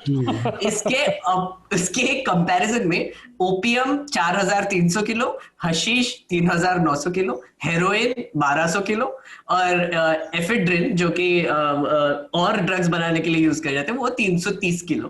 तो आप सोचिए 3 लाख वर्सेस 12,000। तो मतलब आपको ये समझना पड़ेगा कि अभी हम ऐसे समय में रह रहे हैं जहां पर मोस्ट डेवलप्ड कंट्रीज को ये पता चल गया है कि गांजा जो है वो एक बहुत अच्छा रेवेन्यू मैकेनिज्म है, और जो बाकी के जो ड्रग्स है इसमें इंक्लूड किए गए हैं उतना हार्मफुल नहीं है, एडिक्टिव सब्सटेंस नहीं है, एक्चुअली इसके मेडिसिनल प्रॉपर्टीज है। और इंडिया में बहुत पहले से आयुर्वेद में ये एक कुछ 5 प्लांट्स के बारे में बात किया गया था ना हमारे शास्त्रों में, और उसमें से एक ये जो गांजे का प्लांट है वो भी एक 5 महत्वपूर्ण प्लांट्स में आता है। तो यूनाइटेड नेशंस ने 1960s में एक फरमान जारी किया था कि ये सब ड्रग्स को क्रिमिनलाइज करना चाहिए, इसमें गांजा भी इंक्लूडेड था। अब दो लॉबी बन गए थे, एक यूएसए का था और एक इंडिया का था। यूएसए बोल रहा था कि सब बैन करो, इंडिया बोल रहा था कि नहीं, ये हमारे ट्रेडिशंस में ये प्लांट आता है और ये आयुर्वेदिक प्रॉपर्टी है और ये एक कॉन्स्पिरेसी है आयुर्वेद को डिस्ट्रॉय करने के लिए। मतलब उस समय पे बोला गया था और उन्होंने बोला कि हम नहीं करेंगे। 25 साल तक वी स्टूड आउट और हमने ये रेजिस्ट किया कि ये प्लांट बैन हो जाए। पर 1984 में राजीव गांधी गवर्नमेंट में यूएस के प्रेशर में आके इसको फाइनली बैन कर दिया। अब हम ऐसे समय में आ गए हैं कि वो जिस कंट्री ने प्रेशर डाल के इसको बैन कर दिया था उसने फ्री कर दिया, लीगलाइज कर दिया और बहुत पैसा कमा रहे हैं उससे। मतलब billions in revenue, tax revenue उसमें से आ रहा है अभी, और अल्कोहल से ज्यादा भी है कुछ कुछ स्टेट्स में। और हमारे यहाँ पे हम अभी भी आई थिंक रिवर्स गियर में जा रहे हैं कि अभी इसको फिर से ये रिया चक्रवर्ती के केस की वजह से इसको फिर से डिमोनाइज किया जा रहा है। हाँ। और अब आपने रिएक्शंस भी देखे होंगे, एक बहुत ही फनी सा ट्रेंड चला था ब्लेज अप फॉर रिया नाम का, जिसमें लोगों ने जॉइंट रोल करके फोटोज खींच के ट्विटर पे डाल दिए और लाखों लोगों ने डाले। मतलब ऐसे नहीं कि 2-3 लोगों ने डाले, मतलब सीरियसली इतने लोगों ने डाले और हैशटैग ब्लेज अप फॉर रिया करके। तो ये मेघनाथ, ये जो गांजा ज्ञान था आपका, इसके बाद मैं इसको एक बड़ी दिलचस्प घटना मुझे याद आ गई, घटना का जिक्र करना चाहूंगा मैं, और फिर इसके बाद शार्दुल से भी इस पर बात उनकी टिप्पणी ली जाएगी। जी, मैं रैप अप कर देता हूँ एक दो सेंटेंसेस में। आप मुझे समझ में आ गया सर कि टाइम जा रहा है मेरा। मेरा कहने का मतलब ये है कि ये जो इनको अरेस्ट किया गया है इसका हमको बैकग्राउंड भी देखना चाहिए, और आप जब बैकग्राउंड देखेंगे तब आपको पता चलेगा कितना स्टूपिड सॉर्ट ऑफ ये केस है। और ये जो और दूसरा भी पहलू है कि इनको कंजम्पशन नहीं बल्कि एनसीआर भी ड्रग्स के लिए अरेस्ट किया गया है, ड्रग्स कोट अनकोट के लिए अरेस्ट किया गया है। और सेलिब्रेशन किसका हो रहा है कि जस्टिस मिल गया सुशांत सिंह को। ये एक बहुत ही अजीब सी चीज हो गई है कि इसमें सेलिब्रेट करने वाली बात है नहीं, क्योंकि में बोला जा कोई प्रूफ है ही नहीं कि उनका कोई इन्वॉल्वमेंट था, उनके डेथ में कोई मर्डर हुआ था या कुछ हुआ था। एक्चुअली ये प्रूव हुआ कि सुशांत सिंह भी गांजा कंज्यूम करते थे। बिल्कुल। इसमें जो मैं जिस घटना का जिक्र कर रहा था वो बड़ा यहाँ पर उससे मौजू बैठता है। अनटचेबल नाम की एक फिल्म है जो रॉबर्ट डिनीरो की फिल्म है, और वो बेसिकली 1930 के दशक में जब शिकागो में यूएस में लिकर बैन हो गया था, तो उस समय वहाँ पर लिकर माफिया बहुत स्ट्रांग हो गया था। वो लिकर की बिक्री बेचते थे और उस लिकर माफिया जो हेड करता था, जो उसमें उसका नाम था अल कैपोन, जो कि शिकागो ब्रांच, शिकागो, है ना। तो बहुत पावरफुल माफिया था अल कैपोन, और वो पूरे शिकागो और उसमें शराब के जो अवैध धंधा था उसको कंट्रोल करता था। तो जो नायक है, मुझे नाम नहीं याद आ रहा है उनका, केविन कॉस्टनर, हाँ, वो पूरे उसमें लड़ाई के दौरान किस तरह से अल कैपोन को कानून के शिकंजे में फंसाया जाए, फिर किस तरह से जेल पहुंचाया जाए और उसके कारनामों को सामने लाया जाए। आखिर में वो जब सफल होता है और उसको 11 साल की सजा हो जाती है अल कैपोन को, वो निकलता है और एक मीडिया वाला, प्रेस वाला पूछता है, मतलब अजब सी आयरनी है कि वो आता है और प्रेस वाला इंफॉर्मेशन देता है उस पुलिस ऑफिसर को कि अब तो सरकार ने इसको लीगलाइज करने का निर्णय ले लिया है। इतने दिन से इतने लोगों की जान गई, इतने लोग मारे गए, उसके खुद के अपने 2 साथी मारे गए जो टीम उसको अल कैपोन को ट्रैक कर रही थी। और उस सब के बाद आखिर में जब बताता है कि सरकार इसको लीगलाइज करने का जा रही है, अब आप क्या करेंगे, तो उसका जवाब होता है I will have a drink. उसको पता है कि वो एकदम एक गैर जरूरी चीज के लिए लड़ाई लड़ रहा है, मतलब इसको लीगल कर दिया जाना चाहिए। शराब को बहुत ज्यादा दिन तक आप प्रतिबंधित करके नहीं रख सकते, फिर भी क्योंकि कानून वहां का था, स्टेट का लॉ था उसको इम्प्लीमेंट करने के लिए। जैसे ही उसे ये बात पता चलती है कि उसको एहसास है कि सारी उसकी मेहनत मिट्टी में मिलने वाली है, अब तो शराब खुल के बिकेगी, अब तो लीगलाइज होगी, तब वो कहता है मैं भी शराब पीऊंगा पहली बार जाके। इस चीज को अगर आप देखें थोड़ा सा बहुत व्यवहारिक अनुभव के साथ, गुजरात में शराब बैन है और मैं गुजरात आज तक गया नहीं हूँ, लेकिन मैं ऐसे 10 मित्र हैं जिनको जानता हूँ जो लोग लगातार आते जाते हैं, और ये वो मतलब गया नहीं हूँ इन द सेंस वहां पे स्टे नहीं किया है मैंने, ऐसे आते जाते मैंने कई बार एयरपोर्ट के जरिए, रेलवे स्टेशन के जरिए, ऐसे वैसे कई बार मैंने यात्राएं की हैं। वहां पर आम तौर पर मतलब सारे आदमी, सबको तो एक झाड़ू से किनारे करना, बुहारना ठीक नहीं होता है, लेकिन मैक्सिमम पीपल, उसका कोई परसेंटेज नहीं बता सकता मैं, मैक्सिमम लोग ऐसे हैं जिनसे अगर आप प्रस्ताव रखते हैं तो हर आम आदमी जो कि काम चलता फिरता आपको मिलता है, उसके टेलीफोन, उसके मोबाइल में औसतन आपको 2 से 3 बूटलेगर्स के नंबर मिलेंगे जो आपके घर तक शराब पहुंचाते हैं, और एक फोन कॉल पे, और बहुत ही ऑर्गेनाइज तरीके से गुजरात में शराब बिकती है, ये बात सबको पता है। लेकिन आपको फंसाना किसको है? इसीलिए मैं कह रहा था कि आपको फंसाना किसको है, आपको रिया को फंसाना है, इसलिए उसके कन्वर्सेशन का महत्व है। बाकी लोगों के मोबाइल में उसी डीलर के कितने लोगों के नंबर होंगे, कितने लोगों को उसने पहुंचाए हुए, उसका कोई महत्व नहीं है। कितने लोगों को शराब मतलब रिया पूरे बॉम्बे में इलीगल कंस्ट्रक्शन होंगे, लेकिन जब आप पॉलिटिकल रडार पे आएंगे तो आपके अवैध निर्माण पर बुलडोजर चलेगा, भूल जाइए बाकी लोगों की। तो सर वही ना कि ये जो सप्लायर है उसके 200 और क्लाइंट होंगे, तो ये 200 लोगों को भी अरेस्ट करेंगे कि नहीं करेंगे? वो नहीं करेंगे, क्योंकि उसमें कोई पॉलिटिकल मोटिव फिक्स आपका सदता नहीं। तो आखिरी शार्दुल आपसे और फिर अजय सर से टिप्पणी लेके और हम रिकमेंडेशन की प्रक्रिया पूरी करेंगे। जी, काफी लंबी बात हो गई। मैं मेघनाथ की बात पे बस ये कहना चाहूंगा कि वो बात कर रहे थे भारतीय ग्रंथों का, वो अथर्ववेद के खंड 11वें खंड के 8वें सूक्त का 3177वां श्लोक है। अब जाके ये गांजा ज्ञान अब पूरा बोलो अब ये गांजा ज्ञान और न्यूज लॉन्ड्री पर उन्हें एक डिबेट मिलेगी, एनएल वर्सेस एनएल, उसका लिंक उन्हें मिल जाएगा डिस्क्रिप्शन पे, वो हमने इस पर की थी, वो सुने। लेकिन ये जो इशू है, देखिए मेरे लिए ये इशू, मैं बिल्कुल ईमानदारी से बताता हूँ, मैं ज्यादा हिंदी फिल्म इंडस्ट्री को ना पसंद करता हूँ ना ज्यादा देखता हूँ। वो अनटचेबल्स के बारे में जैसे मैंने सुनते ही बता दिया, आपको पता भी चल गया होगा। लेकिन जिस तरीके से इस एक परिवार को टारगेट किया गया, रिया चक्रवर्ती के, आप ये देखिए, ये परिवार आज बिल्कुल मुसीबत में फंसा हुआ है, और आज की डेट में उसके पास अमूमन कोई नहीं है जो सहारा देने वाला हो। बहुत से लोग बात कर रहे हैं, लेकिन आप सरकार से टक्कर नहीं ले सकते। सुशांत सिंह का केस बना के तमाशा हो रहा है, उन्माद को बढ़ाने की कोशिश की जा रही है। तो ये स्टेटमेंट, एटलीस्ट मेरी नजर में एक स्टेटमेंट ये भाजपा में भी है कि भाजपा की आज आप हालत देखिए कि उन्हें कंगना जैसे लोग कश्मीर, राम और इस तरह के इशू के लिए लाने पड़ रहे हैं। और कंगना को तो ये सोचना चाहिए कि जो आपने बात कही ना पॉलिटिकल्स में, जब आप पॉलिटिकल रडार पे आएंगे तो ये होगा ही, तो उसके लिए तो एक बहुत अच्छी वो कहावत है कि काजल की कोठरी में कैसो भी जतन करो तो वो दाग तो लगेगा ही, आप उससे बच नहीं पाएंगे। असली नुकसान इससे प्रोग्रेसिव सोच को भी हो रहा है, जो मिडिल क्लास में धीरे धीरे आ रही थी।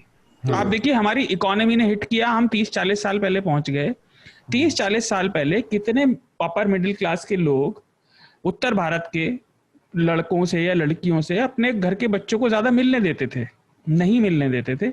लेकिन एक परिवार से उठना बैठना शुरू हुआ, ये जरूर होगा कि लोग मिलने से बचेंगे, लोग अंतरंगता बढ़ाने से बचेंगे, और ये हिट हमारे सोशल सर्कल पे। और मुझे, हम फिल्मों की बात कर रहे थे, मुझे ग्लैडिएटर एक फिल्म है, उसका डायलॉग एक याद आया कि the beating heart of Rome is not the marble of Senate, it's the sand of Colosseum. जो ड्रामा है, पब्लिक उसे देखती रहती है और उनका नुकसान होता चला जाता है। ये हो रहा है जो कोविड के मिसमैनेजमेंट, इकोनॉमी के मिसमैनेजमेंट, और जो बिहार में जो हालत है, ये बिहार चुनाव की वजह से हो रहा है। ये महाराष्ट्र जो सबसे ज्यादा रेवेन्यू देने वाला स्टेट है और सेंटर की पकड़ के बाहर है, उसकी जमीन खाली करने के लिए हो रहा है। बस मैं जोड़ना चाहूंगा शार्दुल, ये बीजेपी के ऊपर तो कमेंट आपने जैसे बताया है ही है, ये ओवरऑल एक हमारी सोसाइटी की जो सच्चाई है उसके ऊपर भी एक बहुत बड़ा कमेंट करती है। नहीं करती है, मेरा वही कहना है सर, ये नहीं, मतलब बेसिकली मैं अपनी बात पूरा कर लूं। हाँ। वो इस लिहाज से करती है कि आप ऐसी चीजों पर कोई बहुत बहुत कॉन्शियस तरीके से जब आप टीआरपी बढ़ाते हैं किसी चैनल की, देखते हैं, तो कहीं ना कहीं आपकी मूक सहमति होती है, आपको उसमें मजा आ रहा है, तो वो सोसाइटी के ऊपर कमेंट है, वो सोसाइटी ही मिलके उस टीआरपी को बढ़ा रही है, वही उसको कंज्यूम कर रही है। और क्यों कंज्यूम कर रही है? क्योंकि कहीं ना कहीं उसको उसमें मजा आ रहा है, या उस चीज को वो कहीं ना कहीं अपना एक समर्थन देती है। सर मैं एम्फेटिकली नहीं कर रहा था, क्योंकि मुझे ऐसे लगता है कि हाँ, आप सही बोल रहे हैं कि हमारी सोसाइटी को ये देखना अच्छा लगता है एक्सेट्रा, वो सब ठीक है, पर अब ना हो ऐसा गया है कि एंटरटेनमेंट चैनल और न्यूज चैनल में कोई फर्क ही नहीं बचा है। और आई थिंक हम लोगों को थोड़ा सा तो क्रेडिट दे सकते हैं इसके लिए कि वो इसमें अंतर थोड़ा सा जानते भी है, क्योंकि जैसे मनीषा ने कहा था कुछ हफ्तों पहले कि आप अगर YouTube का ट्रेंडिंग सेक्शन देखेंगे तो वो बहुत अलग है। आप अगर बार्क के रेटिंग्स देखेंगे तो आई थिंक रिपब्लिक टीवी वगैरह जाते हैं तो वो जो कुछ लोग हैं जो वो सैम्पलिंग जो करते हैं, वो 200 लोगों के टीवी ऑन रख के देखते हैं कि कौन सा चैनल देख रहे हैं, वो लोग I think are not representative कि वो हमारी पॉपुलेशन अभी क्या सोच रही है। क्योंकि अभी हमारी सबसे ज्यादा पॉपुलेशन जो है वो इंटरनेट पे है, वो यूट्यूब देखती है, वो और आप देखेंगे कि ध्रुव राठी के एक्सप्लेनर्स या फिर ललन टॉप के जो जीडीपी पे एक्सप्लेनर है वो टॉप पे चला गया था। मेरा जीडीपी का जो एक्सप्लेनर किया था वो भी ट्रेंड करना लगा था। तो मुझे लगता है कि लोगों में भूख है असली न्यूज की, पर अगर आप उनको एंटरटेनमेंट दिखा रहे हो, अगर आपको उनको रियलिटी शोज दिखा रहे हो, तो फिर आई थिंक उनके दिमाग में भी ये है कि हम एक एंटरटेनमेंट प्रोग्राम टाइप ही देख रहे हैं। देखिए, मैं इस बात को यहाँ खत्म करते हैं। ये दोनों व्यू जो अभी आपने मेघनाथ ने कहा और अतुल जी जो आपने कहा, ये दोनों आधी आधी तस्वीरें हैं। मेघनाथ की ये बात ठीक है कि YouTube पे ये सब ट्रेंड करता है, पर ये भी उतना ही बड़ा सच है कि YouTube पर रिपब्लिक भारत भी लाइव ट्रेंड करता है, उसे 1 लाख से ऊपर लोग देखते हैं, जो अपने आप में एक बहुत बड़ी चीज है। लाइव 1 लाख व्यूअरशिप होना बड़ी चीज।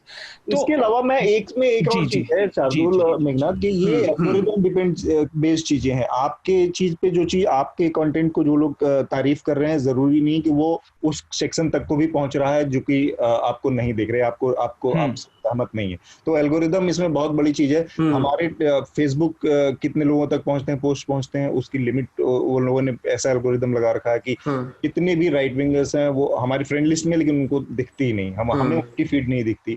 तो एल्गोरिदम बहुत बड़ी चीज है। टेक्निकल चीजें जो है उसका करने का मतलब जो ह्यूमन बिहेवियर है, एक हद तक उसको हम इनके पैटर्न से, इंटरनेट के पैटर्न से बहुत ज्यादा आंक नहीं सकते। जी, और जो आप बात कह रहे थे ना, समाज वाली बात पे मैं आ रहा था, वो बात बिल्कुल ठीक है। क्योंकि आप देखिए, इतने दिन से ये रिजीम क्या कर रही है, ये हमारे समाज के अंदर जो ओछी मुस्लिम घृणा है उसको हवा दे रही है। और आप देखिए कि इस बात से वही निकल कर आती है। अंततः लोग क्या कर रहे हैं, घूम फिर के कंगना की बात वहीं आ गई, और रिया चक्रवर्ती वाले केस में लोग इसे क्यों देख रहे हैं, इसके पीछे एक बहुत बड़ा कारण यह है कि अधिकतर लोग हिंदी पट्टी बेल्ट में, और आपने भी शायद इसका जिक्र किया था टिप्पणी में, वो खुद विक्टिम हैं और वो उस चश्मे से दुनिया को देखते हैं।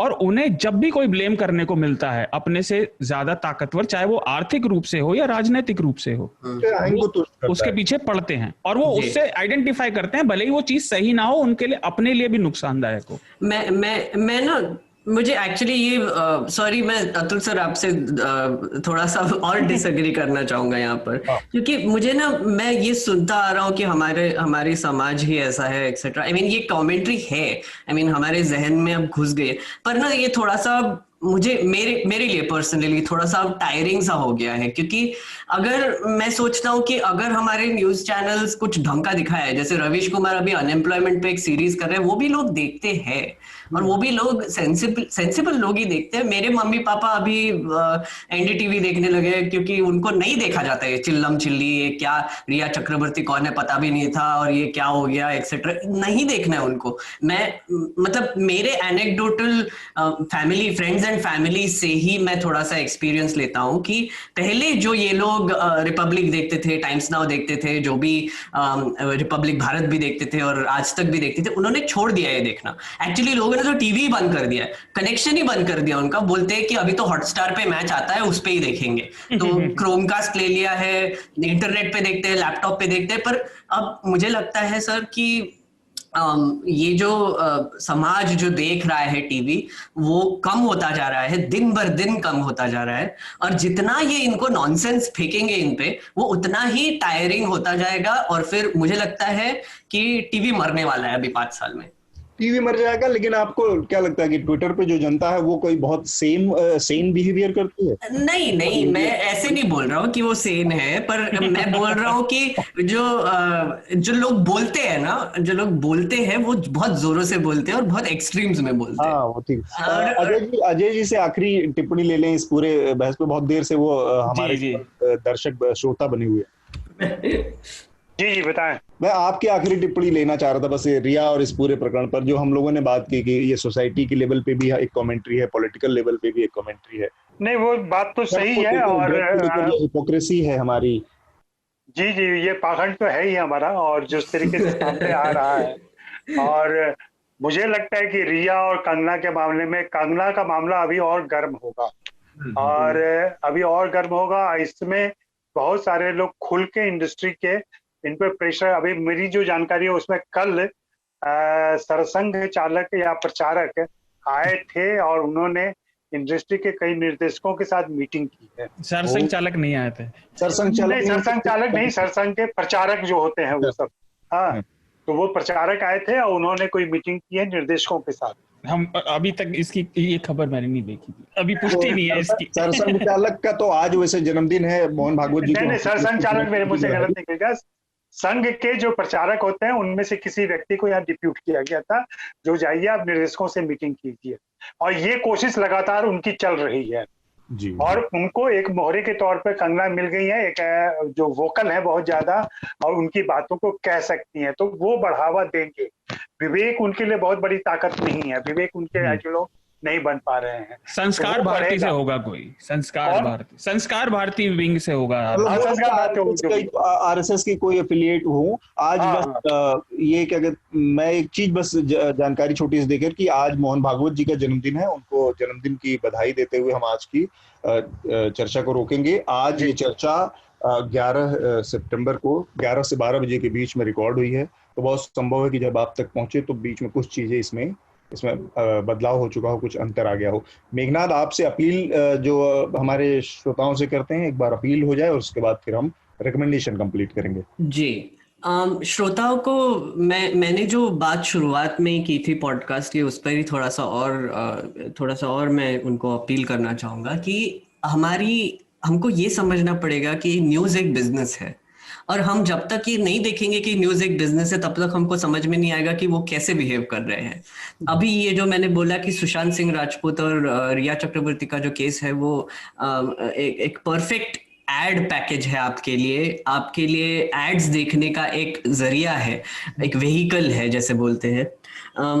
आपको ये समझना पड़ेगा कि आप जब भी न्यूज़ देखते हैं, आप अनकॉन्शियसली ऐड आ गया तो फिर कुछ देखेंगे भी नहीं, या फिर आपके फोन पे लगे रहेंगे एक्सेट्रा। मैं आपको अलग एडवाइस देता हूं। अगर आप टीवी देखते हो, मैं तो एक तो बोलता हूं कि टीवी मत देखिए, बट अगर आप फिर भी कोई भी टीवी देख रहा है आपके घर पे, एड्स नोटिस कीजिए। कौन से ब्रांड्स है जो ये स्पॉन्सर कर रहे हैं, कौन से ब्रांड्स है जो ये हेटफुल कंटेंट स्पॉन्सर कर रहे हैं। जैसे सुरेश चौहान के का एक यूपीएससी जिहाद का ही एग्जांपल ले लो, अमूल ने स्पॉन्सर किया था। हमने एक स्टोरी की और उसके बाद हमको वो चैनल पर अभी तक अमूल के कोई एड्स नहीं दिखे। आज फ्राइडे है, हमने ये चर्चा 11 बजे शुरू की थी। आज वो एक्चुअली वो शो करने वाले हैं, तो अब हम फिर से देखेंगे कि अभी कोई स्पॉन्सर आता है उनके पास, या फिर सब स्पॉन्सर्स ने उनको नहीं बोल दिया, देखना पड़ेगा। पर फिर भी ये इम्पॉर्टेंट है कि आप वो ब्रांड्स को अवगत कराए कि आपके नाम पर ऐसा सामान बेचा जा रहा है, क्या आपको अच्छा लगता है। और मैं नहीं कह रहा हूं कि बॉयकॉट कीजिए, क्योंकि बॉयकॉट से कुछ होने नहीं वाला है। मैं बोल रहा हूं कि उनको अवगत कीजिए कि आप ये कंटेंट से अग्री करते हैं या नहीं करते हैं। आप जब सुरेश चौहान के बोलता है कि हिंदू राष्ट्र बनना चाहिए, तो क्या अमूल इससे अग्री करता है या नहीं करता है, और ये इनकी रिस्पॉन्सिबिलिटी है कि वो आपको आंसर दे।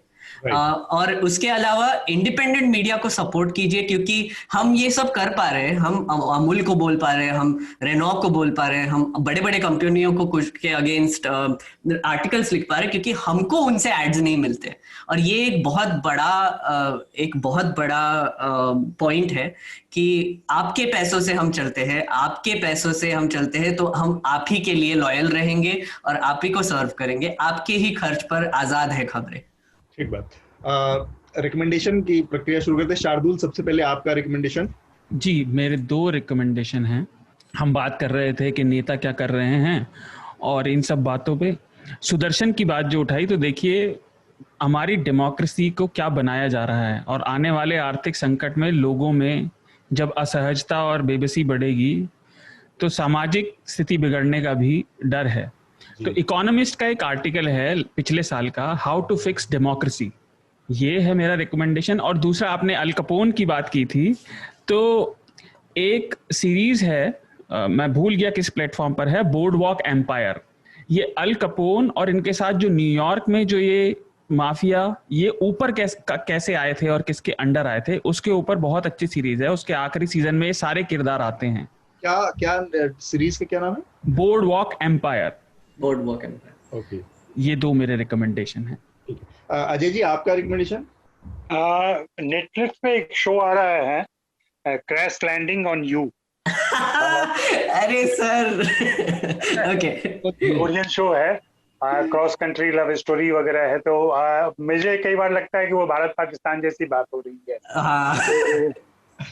उसको देखा जाना चाहिए। अगर कोई उसको इमिटेट कर सके, चूंकि चोरी की आदत है हमारी, तो हम उसको भारत पाकिस्तान के बीच देखना चाहेंगे। जी जी।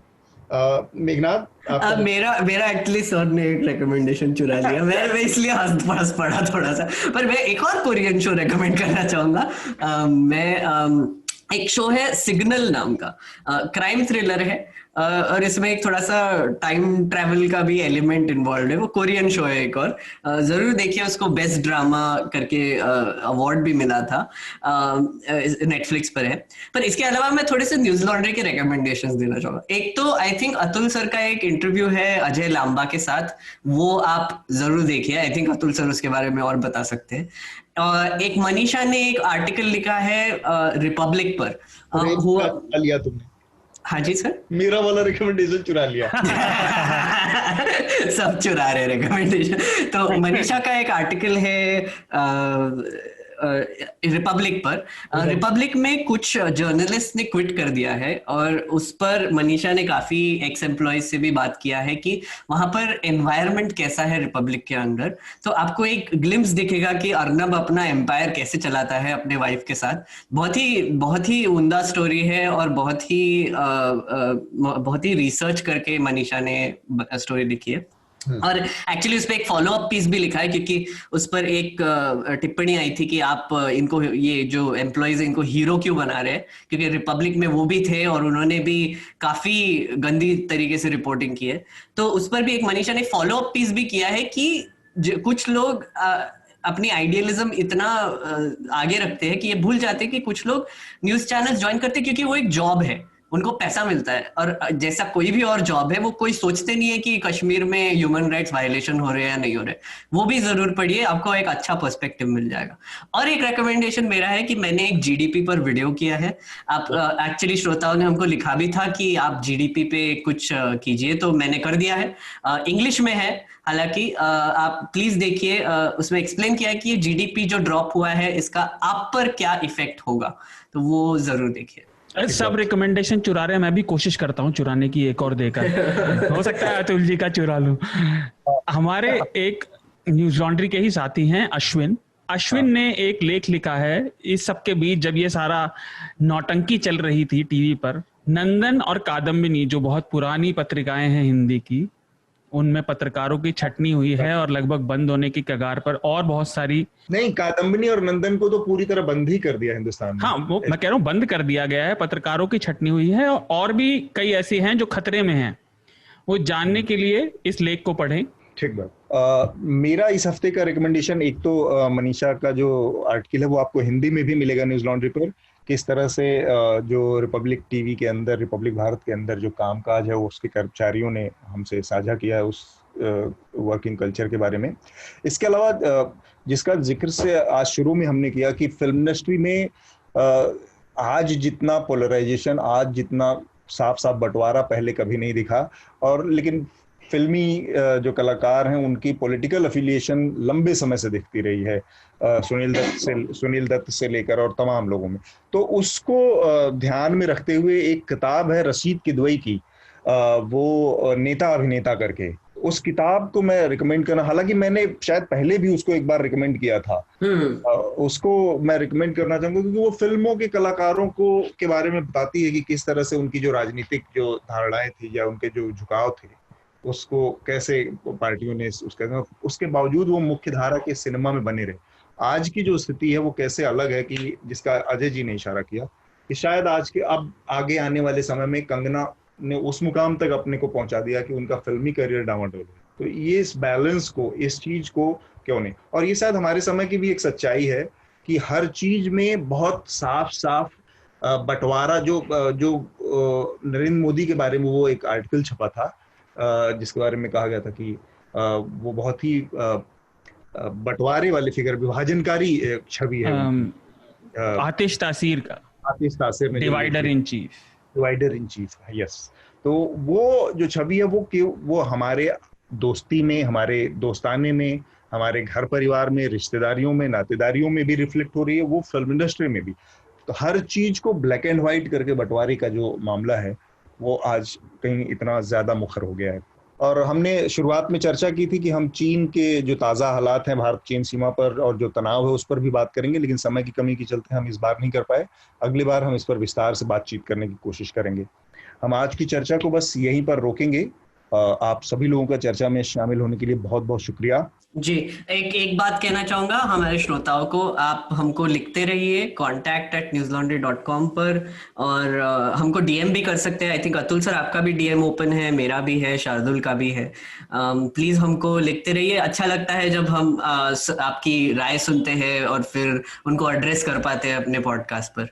धन्यवाद सभी का। न्यूज लॉन्ड्री के सभी पॉडकास्ट टिचर, आईट्यूज और दूसरे पॉडकास्ट प्लेटफॉर्म पे उपलब्ध हैं। खबरों को विज्ञापन के दबाव से आजाद रखें, न्यूज लॉन्ड्री को सब्सक्राइब करें।